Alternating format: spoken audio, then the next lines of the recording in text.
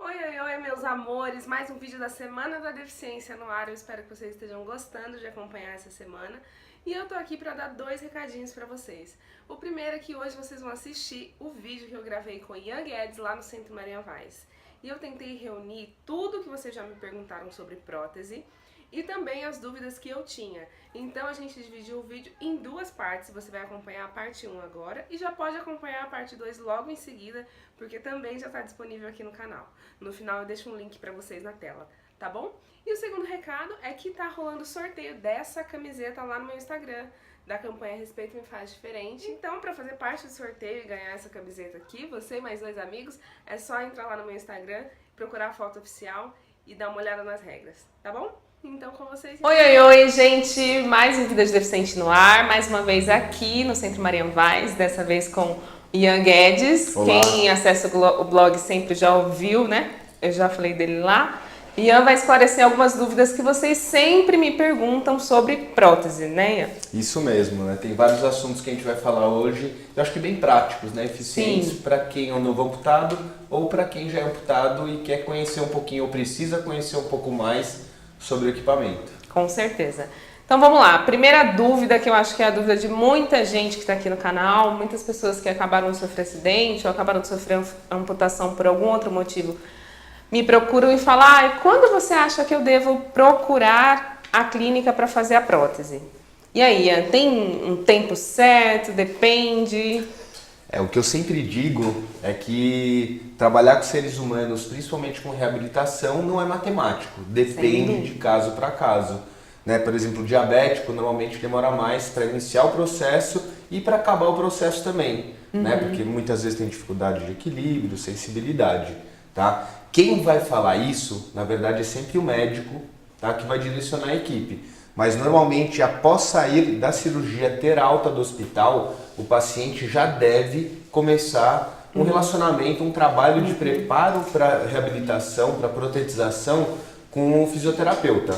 Né? Se é, por exemplo, uma cirurgia eletiva, né? Um paciente que decide fazer amputação ou consegue agendar essa amputação, normalmente a gente recomenda que o paciente já passe antes com o fisioterapeuta para pegar algumas dicas, algumas diretrizes e começar o trabalho assim que possível. Tá? A primeira parte que é importante da reabilitação é o enfaixamento de coto. Sim. Tá? Então é importante começar isso assim que possível, assim que o médico permitir. Tá? Muitas vezes dá até para começar quando tem ponto, mas vai de caso para caso. Tá, e aí eu preciso do fisioterapeuta, né?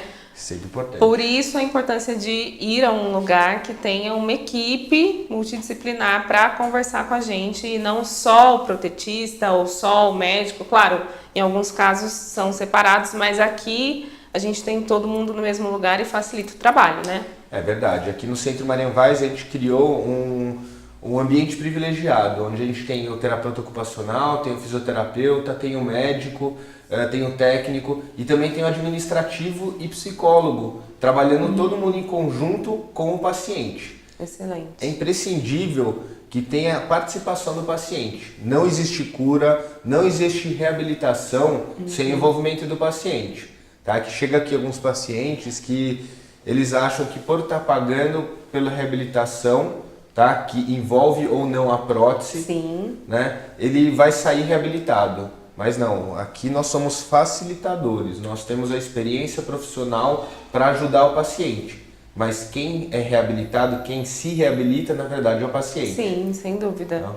É mais de 50% do processo depende da gente, né? É até mais, né? O que eu digo é sempre que o começo nós somos mais importantes para fluidez do processo, né? Mas a gente dá, é como se fosse a alimentação inicial. Sim. Né? Uma vez que o paciente aprende, começa o treino de marcha, começa a levar a prótese para casa, ele precisa trazer o que é importante para ele, o que está faltando.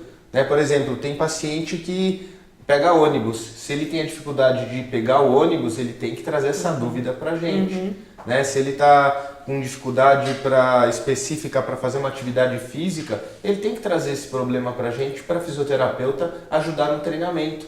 né? Quem sabe às vezes ensinar alguma funcionalidade do equipamento que pode ser feito. Sim, né? Sem dúvida.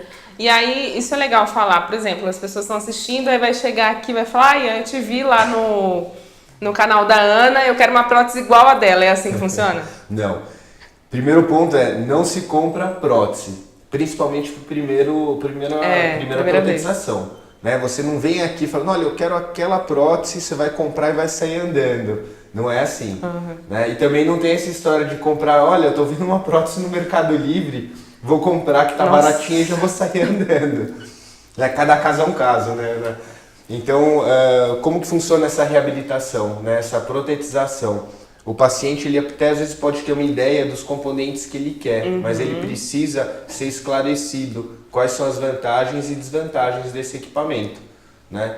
Então, como funciona o Centro Marian Weiss? Normalmente ele passa por uma entrevista, uma reunião informal comigo ou com a Elaine, onde a gente tenta entender quem que é o paciente, o que aconteceu com o paciente, né? Quais são as limitações que ele tem agora e quais são as intenções, quais são os sonhos e desejos desse paciente. Bacana. E alinhar essa expectativa com a realidade também. Porque às vezes, infelizmente muitas vezes, o paciente tem uma ilusão, né, de que ele simplesmente vai comprar uma prótese e vai sair correndo. Né? Então muitas vezes a mídia acaba trazendo uma imagem um pouco simplória de toda essa situação também. Então é um processo de bastante trabalho, onde o paciente vem para a clínica para ser reabilitado.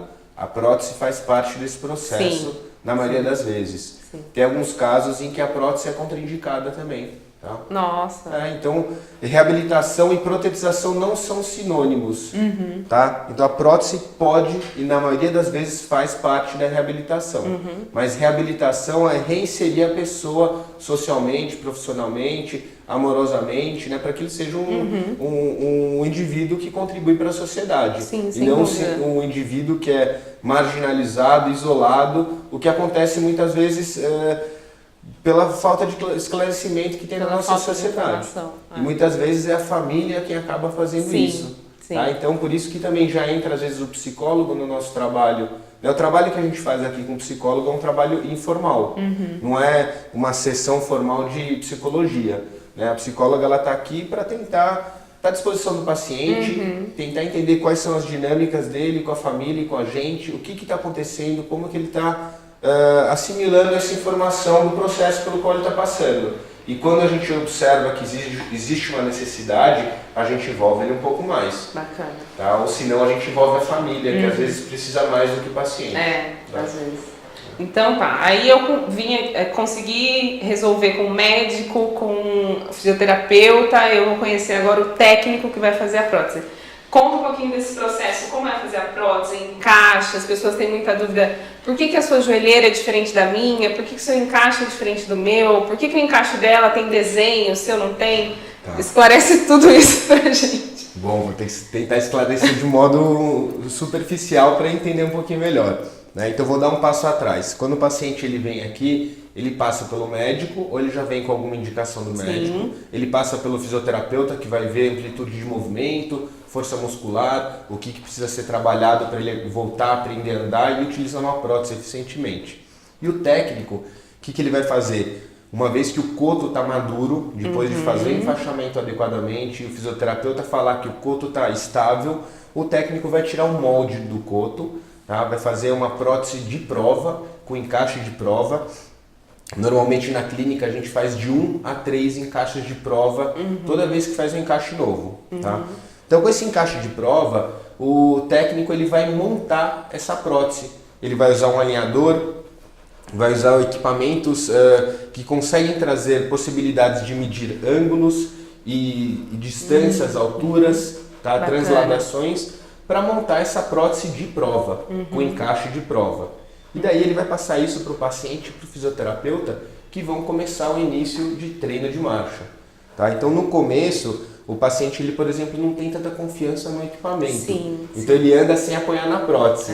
Né? Então o alinhamento é Uma vez que ele começa a andar e começa a colocar o peso dele adequadamente nesse encaixe, o que vai acontecer? Tem que mudar o alinhamento. Quem faz isso normalmente é o técnico, tá? Ou um fisioterapeuta bastante experiente, mas é responsabilidade do técnico. Tá? Então o técnico é quem mexe no alinhamento, é quem faz os encaixes e quem faz depois o acabamento da prótese. Tá? E faz todos esses ajustes. Então é como se fosse um mecânico. Então, quando a gente coloca esse encaixe, gente, é quando a gente começa a sentir os incômodos e as dores.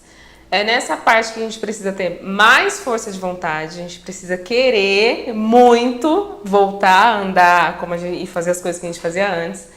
E é legal porque as pessoas falam assim, quando eu colocar minha prótese vai ser o dia mais feliz da minha vida. E aí quando você fica em pé, não é bem assim. Mas é muito importante ter uma relação de confiança, né, com os profissionais que estão fazendo, para que você fale tudo que você está sentindo. Qual a importância do paciente trazer o que ele está sentindo no encaixe aqui para a clínica? É vital, porque se o paciente não traz, ele não está participando do processo.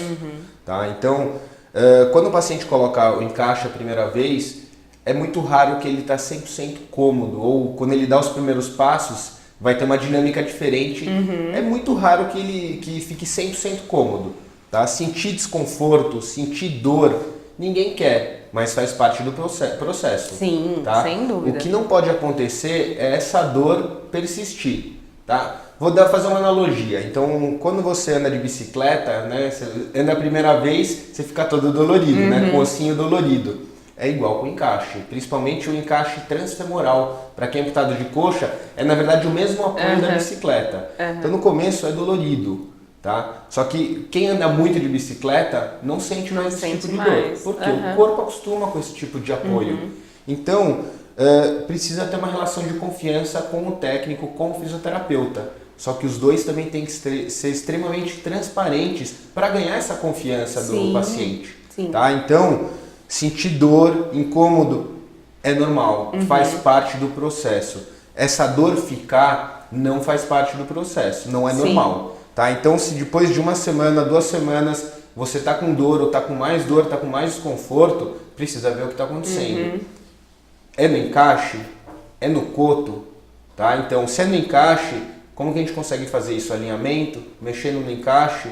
É no coto, precisa envolver o médico novamente. Pode ser um neuroma, pode ser uma espícula ou alguma outra coisa. Tem que observar essa história de vai calejar, vai calejar, não é bem assim. Não, calejar, infelizmente, não é uma coisa normal. E no passado, quando se usava cartuchos de poliforme, era normal, porque assava pra caramba, tinha uma abrasão muito forte. Hoje em dia, principalmente com os encaixes mais modernos, não tem isso muito de calejar. Tem um pouco de acostumar. Né, o corpo se acostumar com essa pressão. Tá? Mas dor é normal, mas não é pra ficar machucado, gente. Não, e também não é pra durar pra sempre. Tá? É claro, infelizmente, tem alguns pacientes que convivem com dor. Né? Então, até já vou falar um pouco. Existe dor fantasma e sensação fantasma. A sensação fantasma, ela é benéfica. Então, o que é a sensação fantasma? Quando você corta um membro, né, no seu cérebro tinha uma alocação, um espaço no cérebro que era para essa mão.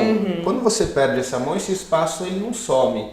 Né? Não é 100% explicado cientificamente o porquê, como que funciona a dor e sensação fantasma. Tá? Mas essa é a analogia que eu uso. Então, você tem no seu HD aqui no seu computador um espaço que era dedicado para a mão. Tá? Então você ainda tem essa sensação e dão como se fosse curtos-circuitos do corpo tentando encontrar essa mão.